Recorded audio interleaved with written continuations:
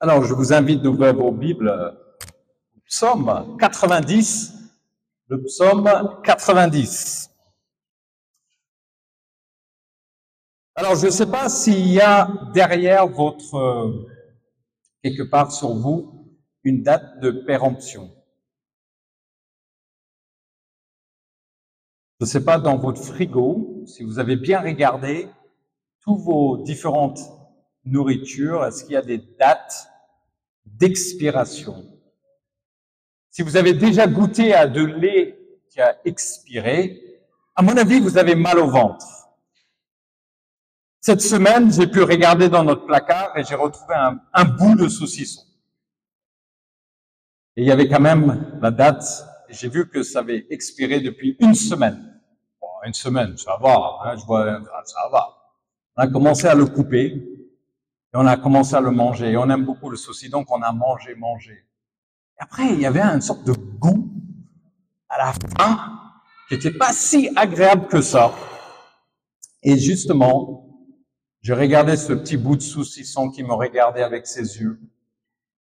Et je dis, toi, pars de ma maison. Je l'ai pris et je l'ai jeté. C'était fini. J'en voulais plus. Mais est-ce que vous savez que vous et moi, nous avons une date de péremption? À un moment, ça va être fini pour vous. Quelque part, on va vous prendre et on va vous jeter. Alors c'est vrai que c'est pas tellement agréable de penser à tout ça, mais c'est la réalité. On a tous une date de début et une date de fin. Moi, le 18 janvier 1980, mon petit nez est arrivé dans ce monde.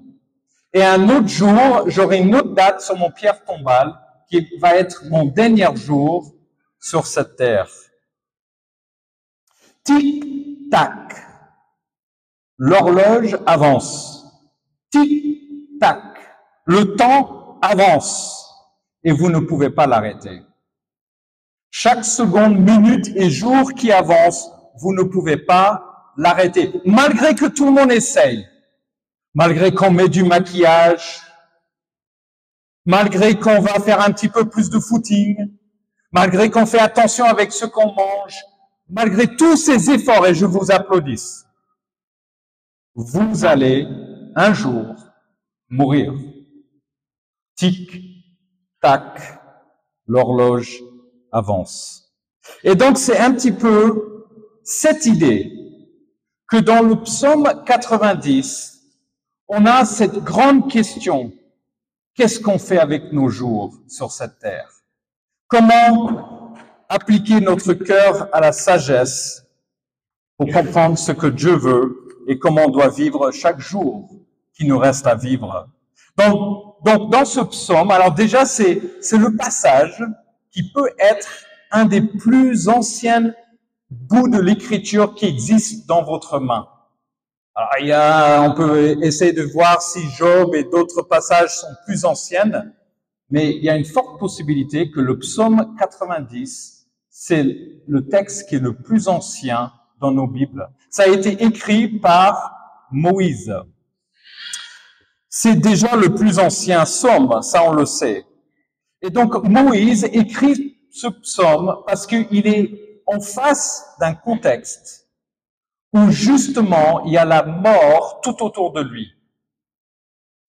Le peuple d'Israël avait un choix stratégique pour leur avenir. Ce choix, c'était est-ce que on rentre dans la terre promise ou est-ce qu'on reste loin? Ils ont envoyé 12 espions, dont 10 ont dit non, on ne peut pas rentrer. Il y a trop de, voilà, c'est pas agréable, il faut pas faire ça, il y a trop de géants, il y a trop d'obstacles, on ne va pas rentrer. 2, ils ont dit allez, on y va.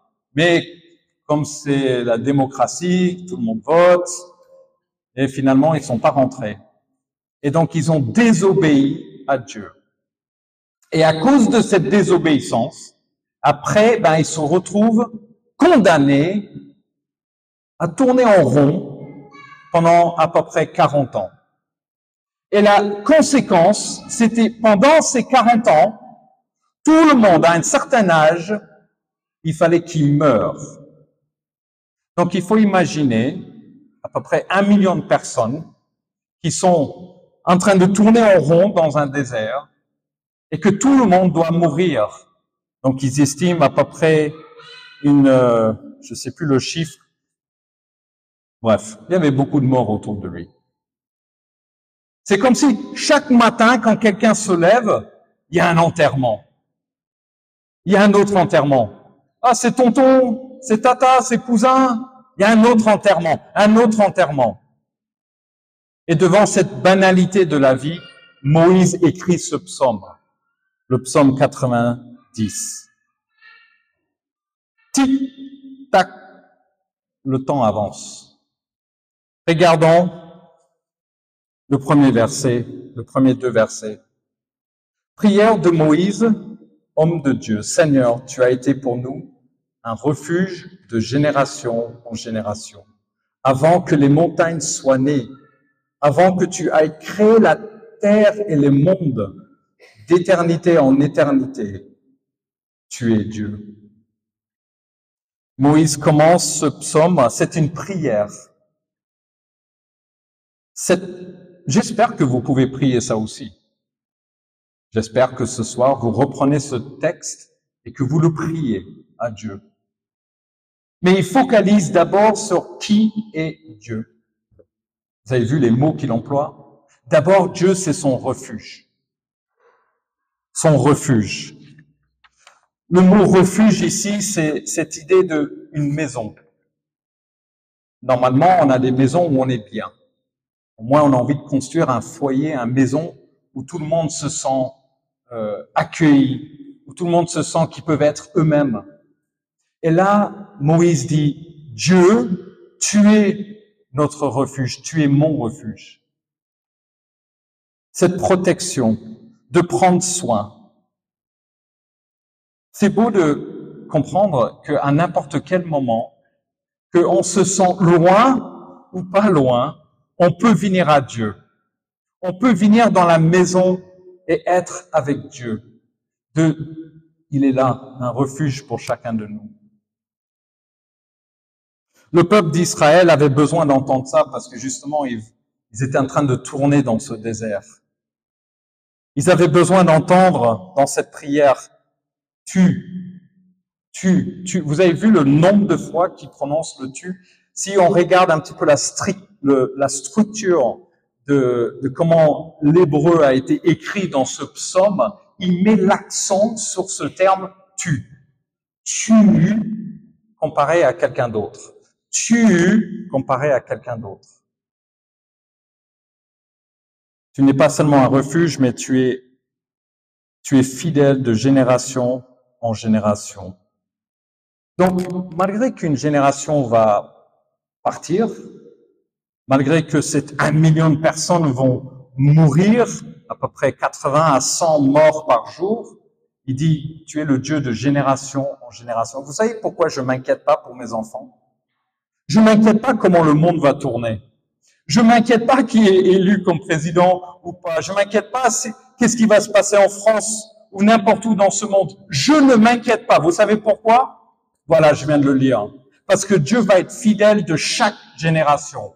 Que ce soit le nôtre ou le prochain ou celle d'avant nous. Il était toujours présent.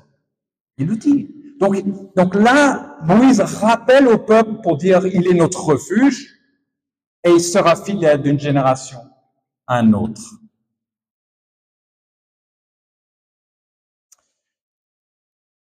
Mais il le compare. Il compare Dieu éternel, d'éternité en éternité, à quelqu'un. Tu, et le compare à qui? À toi. L'homme. Lisons le verset 3 et 4. Tu fais retourner les hommes à la poussière et tu leur dis, fils d'Adam, retournez à la terre, car 1000 ans sont à tes yeux comme une journée hier, elles passent comme la quart de la nuit. Il le compare à nous, l'humain, l'homme, la femme. Vous êtes poussière, vous allez retourner La poussière. César, ça va? Tu peux m'amener ce qui est là? Je vais vous montrer quelque chose que j'ai ramené. Alors ça, c'est du sable. Alors c'est pas seulement du sable que j'ai pris pas loin de chez moi. Ça vient du Mali. Quand j'avais à peu près 16 ans, j'ai rempli du sable du Mali où j'ai grandi et je l'ai gardé dans ce pot. Si vous touchez cette sable, vous verrez qu'il n'y en a pas d'autre dans ce monde. Mais cette sable-là, elle est tellement fine, elle est tellement douce, elle est tellement... Mais si on le tient dans notre main, regarde ce qui se passe. Vous voyez tous ou non? Et si on essaye de le tenir plus fort, à un moment ça sort. C'est votre vie. À un moment, ça traverse les doigts, on essaye de le garder, on essaye de maintenir notre vie, mais on va pas arriver. Parce que de poussière, vous êtes venu et de poussière, vous allez retourner.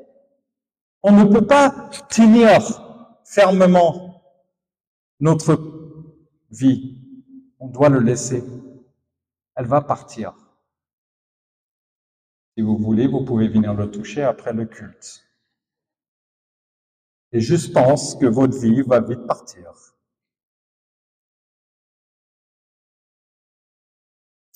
Genèse 2:7. L'Éternel Dieu forma l'homme de la poussière de la terre.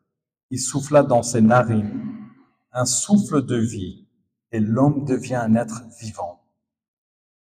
Genèse 3:19. C'est à la sueur de ton visage que tu mangerais du pain, jusqu'à ce que tu retournes dans la terre d'où tu as été pris, car tu es poussière, et tu retourneras dans la poussière.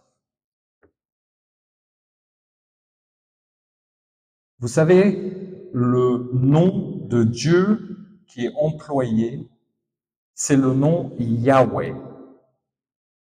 Non, un des noms de Dieu qui surtout parle de cette relation que nous avons avec Dieu.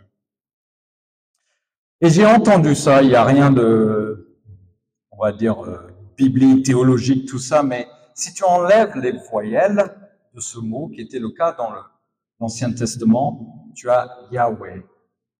Et j'ai juste envie, c'est un petit exercice pour se rappeler. Mais quand vous respirez, là le texte nous dit que c'est Dieu qui a insufflé la vie dans notre corps. Il faut penser à ça.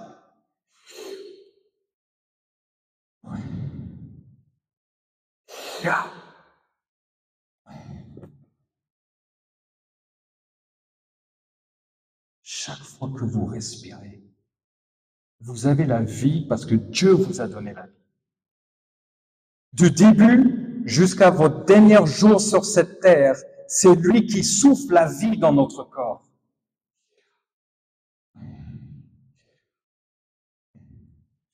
Ça me permet de ne pas oublier ça.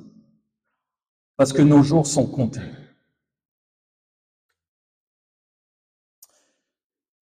Moïse rappelle d'où vient l'homme. L'homme est poussière et l'homme va retourner à la poussière. Tout le monde va mourir, il n'y a pas d'exception. On doit faire face à la mort. On doit à un jour ou à un autre regarder la mort en face. D'ailleurs, elle vous regarde. Parce que nos jours sont comptés. Donc, la première conclusion, c'est ça. Tu n'es pas prêt à vivre si tu n'es pas prêt à mourir. Tu n'es pas prêt à vivre si tu n'es pas prêt à mourir. Ça veut dire que de comprendre que la mort arrive et comment ensuite vivre notre vie. Tic-tac, le temps avance. La vie est courte. Tic-tac. Le verset 5 à 11, on a un autre petit épisode dans cette prière. La première, c'est de comparer Dieu à l'homme en disant « Il est éternel et pas nous ». Et là, Moïse nous amène sur un petit peu cette dureté que la vie nous offre. La vie n'est pas simple. Lisons ensemble versets 5 et 6. Tu les emportes semblables à un rêve qui, le matin, passe comme l'herbe. Elle fleurit le matin et elle passe. Et on la coupe le soir et elle sèche. Là, nous avons une petite explication de qu'est-ce qui se passe avec l'homme. L'homme est là un moment et ensuite l'homme est parti. Il le compare à trois choses. D'abord, une vague qui arrive, qui les emporte. C'est le premier de verset 5. Tu les emportes. Le deuxième partie, on voit qu'ils sont semblables à un rêve. Je ne sais pas si vous avez rêvé hier soir. Des fois, dans nos rêves, on pense que c'est tellement long. Voilà. Je sais pas. Moi, hier soir, je me suis réveillé. D'ailleurs, ce matin, il fallait que je dirige des voitures dans une direction parce qu'il y avait un accident plus loin. Et tout d'un coup, je me suis réveillé et on dirait que c'était une éternité mon rêve. Mais les experts, ils disent que quand on rêve, c'est juste quelques secondes. Et là, la Bible compare notre vie à ça. Elle dit c'est juste quelques secondes.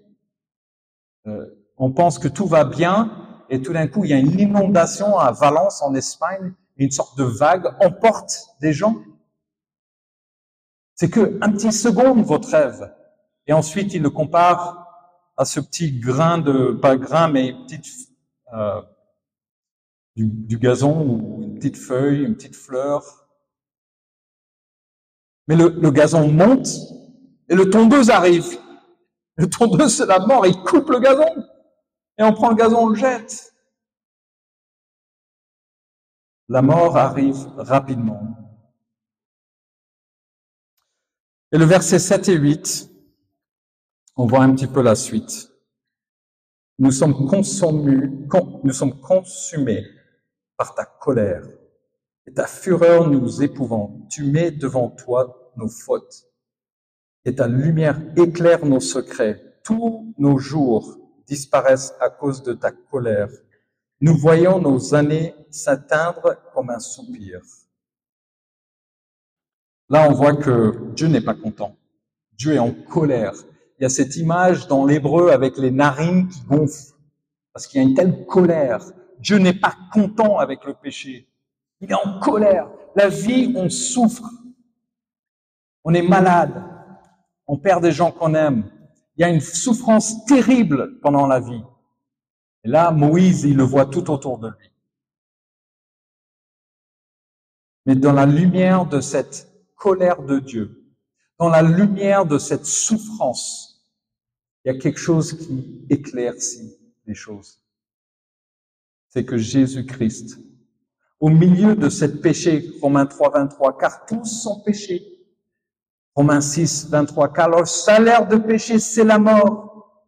Romains 5, 12, vous pensez que c'est l'autre qui a péché? Non, c'est tout le monde qui a péché.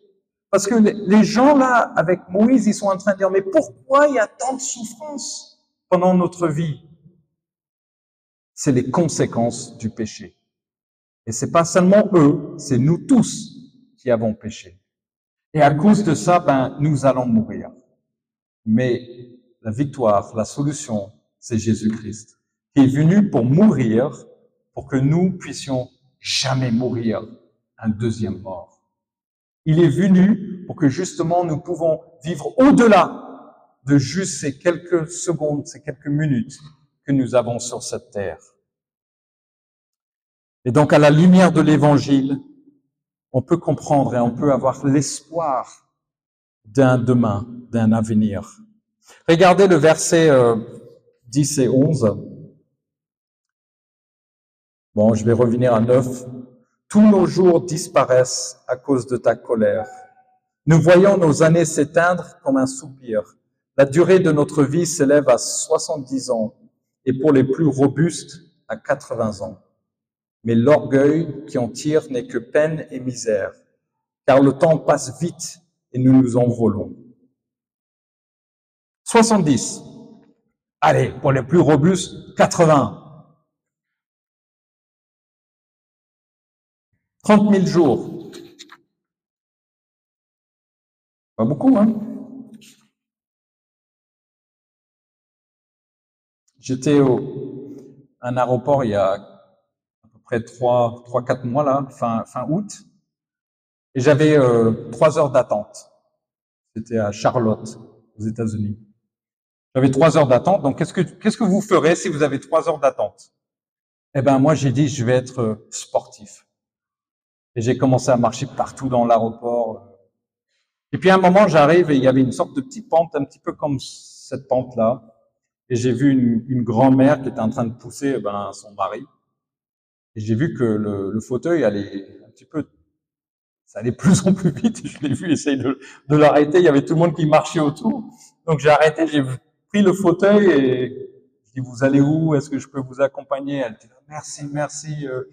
Voilà, donc ils ont dit, il faut qu'on aille aux toilettes.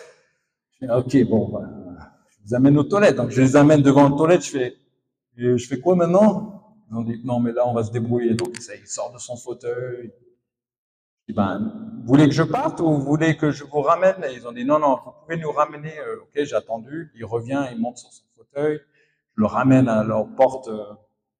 Et là, il commence à discuter. Je commence à connaître un petit peu sa vie. Un homme qui a tout réussi. Tout réussi. Et là, il a même du mal à aller aux toilettes. Je dis, waouh, la vie passe tellement vite. J'ai pu prier avec eux. Ils ont demandé que je prie parce qu'ils allaient justement à un enterrement. On a pu un petit peu échanger. La vie passe. Regarde, aujourd'hui, le président aux États-Unis, il est un petit peu moqué pour son âge. Il est un petit peu perdu, il ne sait pas trop. La vie passe. Ils disent on peut comparer la vie à du papier de toilette. Vous connaissez les papiers de toilette, on l'utilise assez souvent. C'est que vous l'utilisez et le plus qu'on arrive à la fin du papier de toilette, c'est comme si ça va plus vite. Mais vous savez, vous ne pouvez pas le réutiliser. Quand vous l'utilisez une fois, c'est fini. C'est votre vie. Vous pouvez seulement l'utiliser une fois. Tic-tac. La vie est dure. Tic-tac, la vie est courte. La vie est dure. Et donc, on arrive à cette conclusion. Du verset 12 au verset 17, Moïse demande à Dieu 3 demandes. Il y en a 3, mais on va focaliser que sur un. D'abord, il demande au verset 12 de lui donner la sagesse de comment vivre sa vie. Le deuxième demande, du verset 13 au verset 16, c'est de demander à Dieu, quand on vit notre vie, donne-nous la joie pendant qu'on vit notre vie. Et le troisième demande, c'est justement que quand je meurs, qu'il y a quelque chose après moi. Mais on va que focaliser sur le premier, la sagesse de comment vivre sa vie. Encore une fois, Moïse est entouré par des enterrements. Et là, il demande à Dieu, aide-nous, aide-moi à faire quoi? Le verset 12, on va le lire. Enseigne-nous à bien compter nos jours, afin que notre cœur parvienne à la sagesse. Comptez nos jours et donne-nous la sagesse. Vous avez combien de jours qui vous restent? Quelle est votre date? On ne le sait pas. Ça peut être demain, ça peut être dans 10 ans. Ou si vous gavez assez de médicaments, allez, peut-être 20 ans. Et un jour. Donc il vous reste combien de jours à vivre? Je vous ai dit, si vous arrivez à 80 ans, vous avez 30 000 jours. Un tiers est passé à dormir, un tiers est passé l'école, travail, et un tiers est passé pour le loisir. Si vous voulez, bon, je fais court, parce que ça c'est des moyens du début jusqu'à la fin des vies, mais dans une journée, tu as 8 heures de dormir, 8 heures de travail, école, 8 heures de loisir. Ou les quotidiens de la vie. Et vous savez, le statistique aujourd'hui, sur les 8 heures de loisir, ou les 10 000 jours, c'est que aujourd'hui, les statistiques pour ceux qui ont 18 ans, dans cette tranche d'âge, s'ils continuent leur cycle de vie, ils vont passer 93% de leur temps de loisir sur des écrans. Regardez combien de temps vous passez sur les écrans. Donc quand Moïse dit, il nous reste combien de jours à vivre, il est en train de dire, compte vos jours. Ou sinon, j'ai dit ça de cette façon-là. TikTok est en train de prendre votre tic-tac. Ça va mieux là? Donc, vous voulez vous retrouver devant Jésus et dire, je suis un TikTok. J'ai passé 93%. Non. C'est dommage. Quelques priorités. Des gens, ils disent, mais j'ai pas de temps. J'ai pas de temps, ma vie, elle est remplie. Pas assez de temps pour faire ça ou ça ou ça. Je vous dis juste, c'est faux. Vous avez assez de temps. Ça s'appelle juste priorité. Où est-ce que vous placez vos priorités pour votre vie? Quand Moïse dit, aide-moi à compter mes jours, aide-moi à valoriser chaque jour que tu m'as donné, c'est pas pour rien. Vous avez le temps pour faire exactement ce que Dieu veut que vous faites. Ça s'appelle une priorité. Alors, quelques priorités que je vous encourage, c'est prendre le temps pour être avec Dieu, lire sa Bible, adorer, louer, être ressourcé dans l'église locale, prendre le temps d'utiliser vos dons spirituels dans l'église et autour de vous. Prendre le temps avec votre famille, votre mariage, les enfants, vos parents. Régalez-vous avec vos enfants. Bon, je sais qu'ils sont pénibles, je sais qu'ils dorment pas la nuit. Bon, les miens, ils dorment bien la nuit maintenant, pas de problème. Mais régalez-vous avec eux. On profite, faites un petit resto ensemble. Avec votre femme, avec votre mari. Prie pour votre famille. D'autres priorités, c'est prendre du temps aussi pour vous.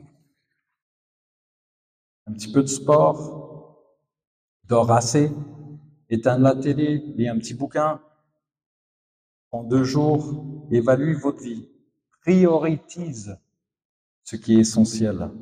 En conclusion, on peut juste dire, aime Dieu, aime ton prochain, aime ta femme, aime ton mari, aime tes enfants, aime tous ceux qui sont autour de vous. Aime.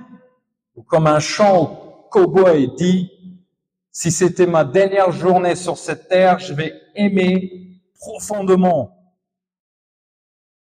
Je vais être vite d'accepter le pardon et demander pardon, au lieu de garder toutes ces choses. Appliquons notre cœur à la sagesse. Donc la conclusion de cette troisième petite partie de cette prière, c'est que nous avons qu'une vie. Vis-la à fond pour Dieu. Vis-la à fond pour Dieu. Tic-tac. La vie est courte. Tic-tac. La vie est dure. Tic-tac. Une vie qui compte. Je vous demande juste de reprendre le verset 12. Et que, dans un silence qui dure quelques secondes, priez ce verset pour vous.